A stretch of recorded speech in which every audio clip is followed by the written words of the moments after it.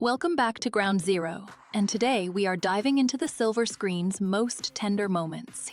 The 1940s offered an escape for audiences navigating a world gripped by war, and then, remarkably, by newfound hope. Amidst rationing and anxieties, cinema blossomed, offering stories of love and longing that resonated deeply. And as the world transitioned from hardship to extravagance, so too did the narratives we embraced. We will be counting down the top 10 romantic movies from this fascinating period, exploring how they reflected and often defied the emotional landscape of the time, and how these films continue to capture our hearts today. Let us get to our rankings. Coming in at number 10, we have Gilda. If you're worried about Johnny Farrell, don't be. I hate him. And he hates you. That's very apparent. But hate can be a very exciting emotion. Very exciting. Haven't you noticed that? You make it so. There is a heat in it that one can feel. Didn't you feel it tonight? No. I did.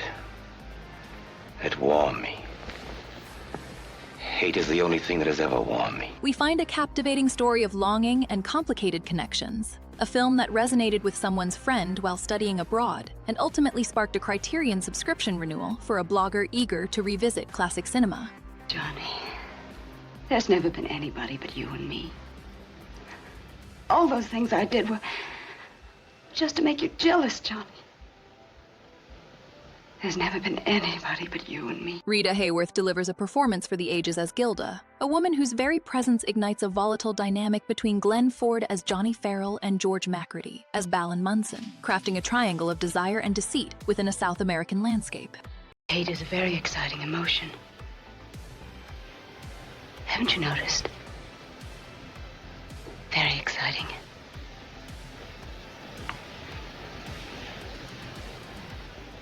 I hate you too, Johnny. Coming up next, we have His Girl Friday. Man ought to be prepared for any emergency. Well, Walter, I think we'd better be running along. Yes, we'd better be going. Where are we going? Well, I'm taking you two to lunch. Didn't you tell him, Hildy? No, she didn't. Well, I guess she just wanted to surprise you, Bruce. After you. After you, Hildy.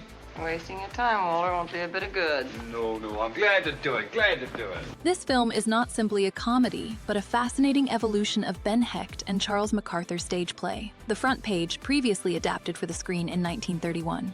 Well, perhaps you better get Louis to tell you the story of his watch, and there's just one other little thing I want you to listen to. Did you hear that? That's the story I just wrote. Yes, I know we had a bargain. Director Howard Hawks brilliantly reimagined the story, swapping the original two male leads for Walter Burns, portrayed by Cary Grant, and his ex-wife. The quick-witted Hildy Johnson is played by Rosalind Russell, infusing the fast-paced newspaper world with a compelling romantic core and solidifying a unique take on the screwball comedy genre. I said I'm taking the 9 o'clock. Oh, Bruce, I put it in here. Let her alone, will you, buddy? Will you do me a favor, Bruce, Hildy, please? I just want you to answer me one question. Something on it. You don't want to come with me, I do need you? that. Well, Answer come on. me, Hildy. You don't, do you? Coming up next, we have The Philadelphia Story. Not much, perhaps, but just of a certain kind. It seems you didn't think anything too well of yourself. That's the odd thing, George. Somehow I'd have hoped that you'd think better of me than I did. I'm not going to quibble, Tracy. We find ourselves drawn into the world of Tracy Lord, played by Katharine Hepburn, as she prepares for a second marriage, shadowed by the unexpected arrival of her former husband, C.K. Dexter Haven portrayed by Cary Grant, and a reporter, Macaulay Connor, as James Stewart. And the other way around, and oh, what the dickens. Connor, you're thirsty, and the night is young. Here we are, dear. We're gonna have just one more drink before we go Not to... you, I'm afraid, dear. Why should you be afraid, George? You know wine never affects me, not in the slightest. The story, originating as a Broadway play, arrived just 7 years after Prohibition ended and playfully utilizes alcohol as a plot device, while Stewart even treats viewers to a rendition of Somewhere Over the Rainbow, a recent hit from another MGM production. Someday over the rainbow, way up high. What is this, Connor? No, easy, old man. He's not hurt? No. Not wounded, sir, but dead. Seems the minute she hit the water, the wine hit her. Coming up next, we have The Shop Around the Corner. Oh, Miss Novak, I wonder if I could ask a little favor of you. Pleasure, Mr. Pirovich. I wanted to buy one of those Ochichonia boxes, but Kralik tells me that you took the only one that really worked. We find ourselves within the walls of Matuszek and Company, a Budapest leather goods shop, where Alfred Kralik, portrayed by James Stewart, and Clara Novak, played by Margaret Sullivan, engage in a spirited, often contentious rivalry. Mr. Matuszek. Same deal. Do you think Eric would like that briefcase? Well, I don't know. I'm not so sure. Oh, pardon me, ladies. I can't see very well without my glasses. Could you tell me the price on that briefcase? Little do they know, both are simultaneously pursuing an anonymous connection through a newspaper advertisement, developing a profound affection for the person they believe exists only on paper, while remaining unaware their greatest professional irritant is also their dearest confidant. Now I'm getting psychologically mixed up. Well, you see, I was a different girl then. I was really rather naive. All my knowledge came from books, and I just finished a novel about a glamorous French actress from the Comédie Française. That's a theater in France. And when she wanted to rouse a man's interest, she treated him like a dog. Yes, well, you treated me like a dog. Yes, but instead of licking my hand, you barked. You see, my mistake was I didn't realize that the difference between this glamorous lady and me was that she was with the Comédie Française and I was with Matuszek and Company. Oh, well, that's all forgotten now. So now you got to see your girlfriend. By the way, is it serious? Yes, very. Maybe we'll both be engaged Monday morning. I think we will. Well, I don't want you to misunderstand me. I just said in my case it might happen. Well, as a matter of fact, I can tell you it will happen. Frank Morgan as Hugo Matuszek adds depth, facing personal struggles alongside the blossoming, hidden romance, suggesting a look beyond surface-level perceptions for genuine connection. Well, that's all very nice, but I think the biggest Christmas present we could give him tonight is an empty, bare-looking shop with nothing in it except money in the cash register. Now, come on, folks. Now, let's make this the biggest Christmas Eve in the history of Matuszek and Company. Coming up next, we have Brief Encounter. I've had a job offered me. I wasn't going to tell you. I wasn't going to take it. But I know now it's the only way out. Where? A long way away. Johannesburg. Oh, Eric. We delve into a story where the quiet desperation of suburban life is beautifully contrasted with the burgeoning connection between Laura Jessen, portrayed by Celia Johnson, and Dr. Alec Harvey, played by Trevor Howard, meeting amidst the hurried bustle of Milford Junction. I felt the touch of his hand on my shoulder for a moment. And then he walked away. Away out of my life forever. He's got to get right up to the other platform. Talking of missing trains reminds me of that awful bridge at Broadham Junction. Dolly still went on talking, but I wasn't listening to her. I was listening for the sound of his train starting. Then it did. It's a film that examines a particularly British sensibility, arguing that for the middle class, moral integrity often outweighs personal fulfillment, and explores the tragic weight of choosing duty over desire, all narrated as a private confession.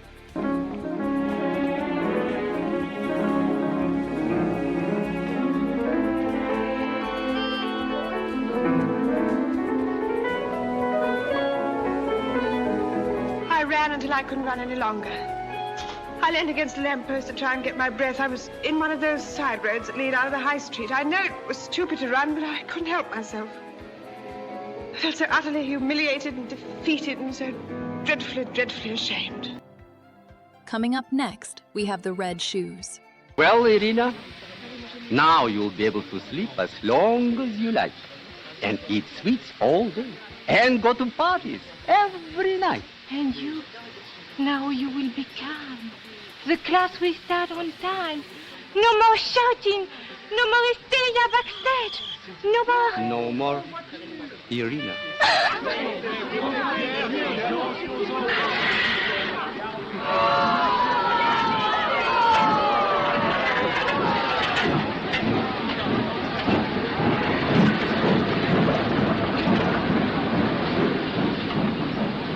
Michael Powell and Emeric Pressburger, together known as the Archers, crafted a truly unique vision with this film, believing cinema could absorb and transcend all other art forms. Mr. Craster, won't you be missing you at Covent Garden tonight? Monsieur Lermont-Toffil est moins 10. Oui, je sais. Oh, for God's sake, leave me alone, both of you. Please, Julian, wait until after the performance. It'll be too late then. You are already too late, Mr. Cranston. Tell him why you've left him. I haven't left. The story of Victoria Page, portrayed by Moira Shearer, isn't simply a drama, but an exploration of artistic devotion, beautifully captured in 3-strip Technicolor by Jack Cardiff, creating reds rivaling the work of John Van Eyck.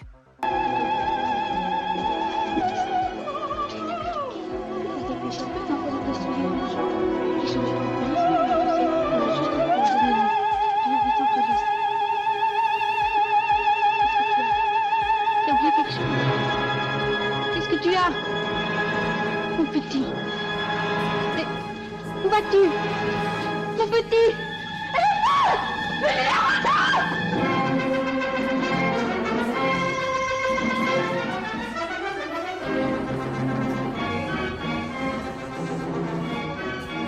Mademoiselle Page, où allez-vous?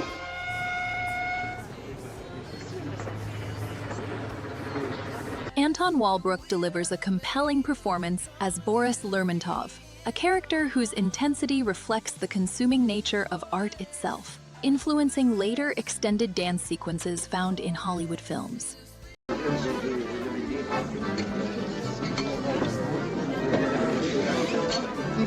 But it appears that the great Miss Page is not with us tonight. Don't you miss another member of our happy little family?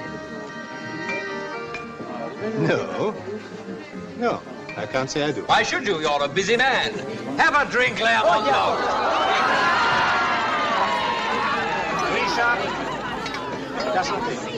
Of course, we all know you're a busy man, Boris Lermontov. But do you mean to tell me you have noticed nothing? Don't exaggerate. Boris, we have a little romance in our midst. A great romance. Romeo Custer. And Juliet Page. Coming up next, we have to be or not to be. Darling, you know how I feel about you. Why, I'd even... Oh, flowers, eh? Aren't they beautiful? Don't be casual. Who sent them? I don't know. There wasn't any card. No card again? That's 3 nights in succession. Who is he? I'm sure this has nothing to do with me personally. This man is probably a lover of the theater, an art fanatic, someone sitting up in the gallery night after night. Oh, just one of those poor boys who hasn't the price of a ticket, but inherited a lot of flowers and is trying to get rid of them. 3 nights in a row. Even Shakespeare couldn't stand seeing Hamlet 3 nights in succession. You forget you're playing Hamlet. Oh, that's right. Mr. Tura on stage. Marita, darling, I'm going into my big scene. Joseph, sweetheart, I swear I don't know who it is. We find a masterful blend of comedy and poignant reflection. A film where director Ernst Lubitsch truly showcases his gift for weaving wit with deeper human truths. So you shot Ravansky like that? Wouldn't it have been a good idea to look him over first? Yes, why don't we look over people before we shoot them? I'm sorry, Colonel, but you signed the order of execution yourself. Oh, well, I sign so many every day. You see, I can't rely on my own people anymore. The story follows Joseph Tura, portrayed by Jack Benny, and his wife Maria Tura, played by Carol Lombard, as they navigate a dangerous web of espionage, all while maintaining a theatrical facade. As soon as you get to Warsaw, go to Staluga's bookstore and give him our instructions. Staluga will then inform the underground. But if someone happens to be in the store, don't mention anything. Just ask for a copy of Tolstoy's Anna Karenina and put Seletsky's picture on page 105. Now, is that clear? Lubitsch's confidence in audiences allowed for a uniquely intelligent approach, creating a cinematic experience that feels as vibrant now as it always has. Yes, we saved the underground. Ravansky, now we belong to history. Why, they might even erect a monument to us. They will. I can see myself sitting on a horse for the next century. Yes, and sometimes when you...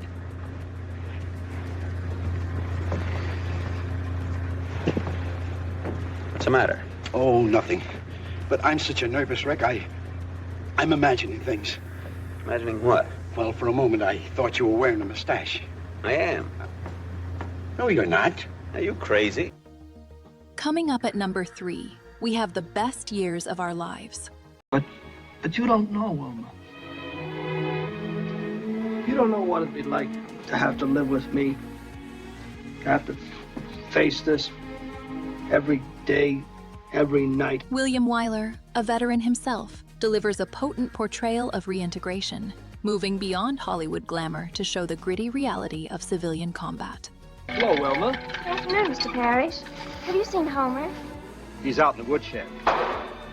Says he wants to get in some practice shooting so he can go hunting. You thought that he'd seen enough shooting in the war. Well, I guess he just wants to find something to occupy himself. I guess so. I wish there was something I knew to do for him. His mother and I have tried to make him feel at home, but he just keeps to himself all the time.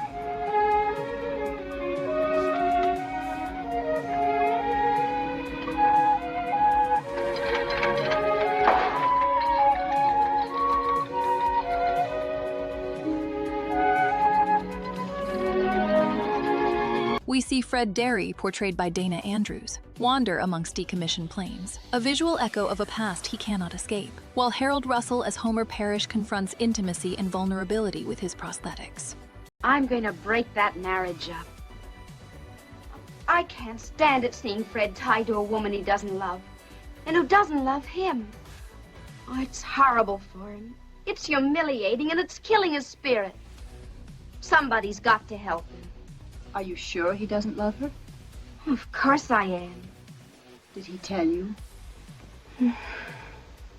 Did she? The film asks if gratitude to veterans can truly be measured, questioning whether a system of finance can ever repay a sacrifice that transcends monetary value, ultimately suggesting that home isn't a location, but a rebuilt state of mind. Say, these are citations for your medals. Why, Freddie, you never showed them to us. Those things came in the packages of K rations. Well, we'll treasure them, my boy. I'll get the socks I washed for you. Coming up at number 2, we have Rebecca. We're the only two people in the world that know, Maxim, you and I. I've told you once that I'd done a very selfish thing in marrying you. But understand now what I meant. I've loved you, my darling. I shall always love you. But I've known all along that Rebecca would win in the end. No. She hasn't won.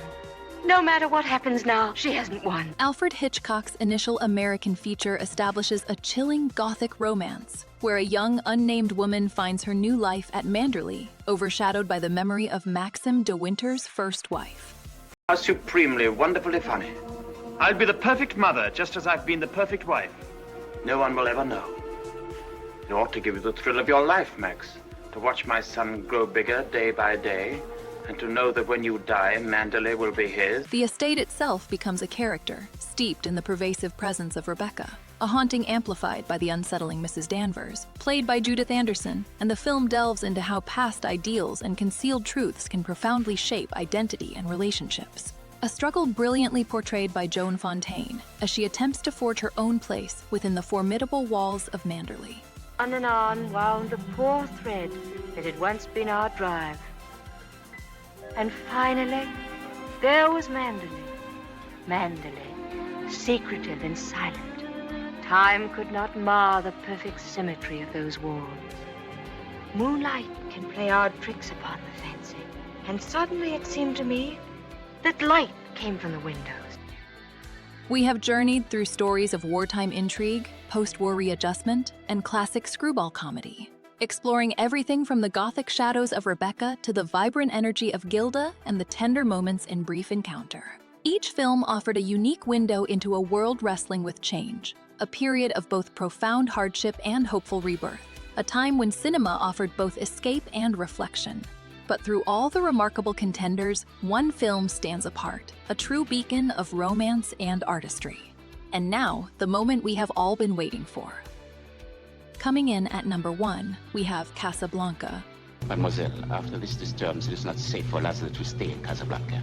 This morning you implied it was not safe for him to leave Casablanca. That is also true, except for one destination, to return to occupied France. We find ourselves drawn into a world where Rick Blaine, portrayed by Humphrey Bogart, initially presents a carefully constructed neutrality running a nightclub in a city teeming with those seeking passage to freedom.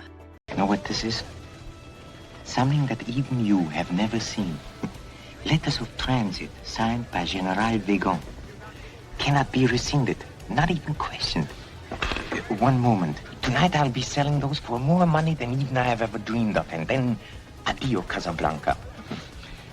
You know, Rick, I had many a friend in Casablanca, but somehow, just because you despise me, you are the only one I trust. However, the arrival of Ilse Lund and her husband, Victor Laszlo, brilliantly performed by Ingrid Bergman and Paul Hunraid, forces Rick to confront a past heartbreak and a moral awakening.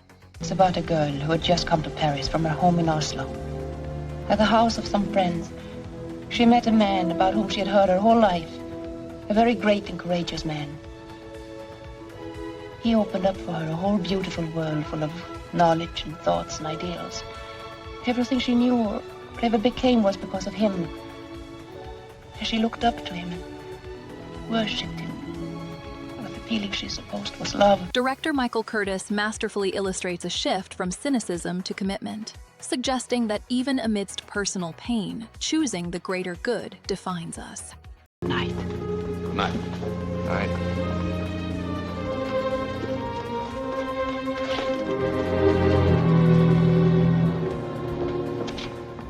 Very puzzling fellow, this Rick. What sort is he? Oh, I really can't say, though. I saw him quite often in Paris. Tomorrow at 10 at the prefect office. We'll be there. Good night. Good night.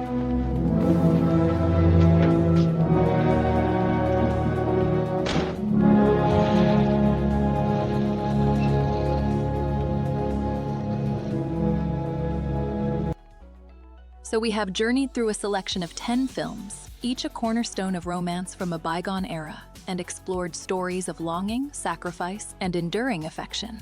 From the sweeping dramas to the charming comedies, these pictures truly captured the hearts of an audience captivated by love on the big screen. But what about your favorites? Did we miss a picture that holds a special place in your heart?